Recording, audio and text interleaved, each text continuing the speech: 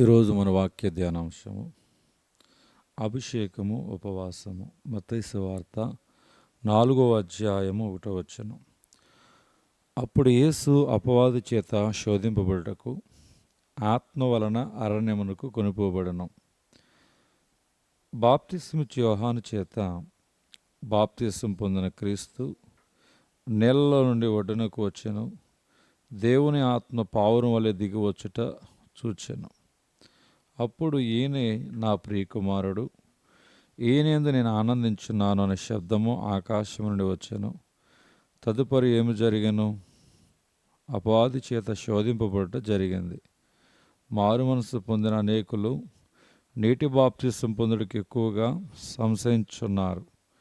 నీటి బాప్తిసం వెంబడి సాతాను శోధనుండును అన్నది వారి భయము. అయితే నీటి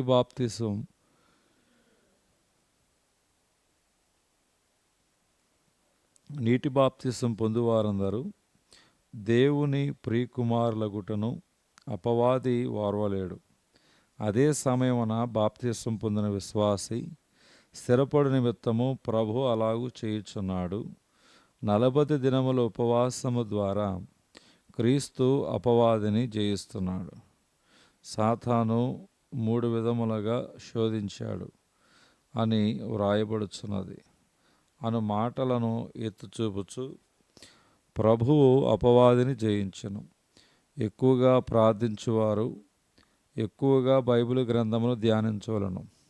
అందులోని ప్రతి మాట ఆత్మయు జీవమునై ఉన్నది. యోహాను సువార్త 6వ అధ్యాయం 63వ వచనం. దేవుని వాక్యము రెండంచులు గల వాడిగల ఆత్మ ఖడ్గం. విజయవంతమైన క్రైస్తవ జీవితములో బైబిల్ చదువుట మరియు ప్రార్థన ఉన్నది. క్రీస్తును గూర్చిన మాట వలన విశ్వాసము, విశ్వాసం వలన విజయము గనుక కొన్ని వాక్య భాగములను కంఠస్థం చేసి ఒప్పుకోలు చేసిన ఎడల అపవాది మీద జయము పొందెదము. మన దేవుడు జయము అనుగ్రహించు దేవుడు. 1 కొరింథీ 15వ అధ్యాయము 57వ వచనం. నేడు మనమందరము దేవదూతల పరిచర్యను కోరుచున్నాము.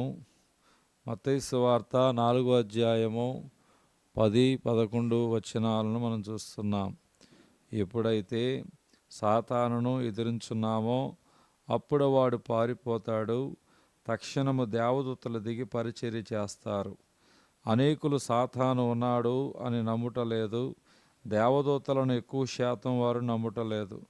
అయితే బైబిల్ కావలి ఉండి రక్షించు దేవదూతలు మరియు పరిచర్య చేయు దూతలను గూర్చి స్పష్టముగా తెలియచేయుచున్నది.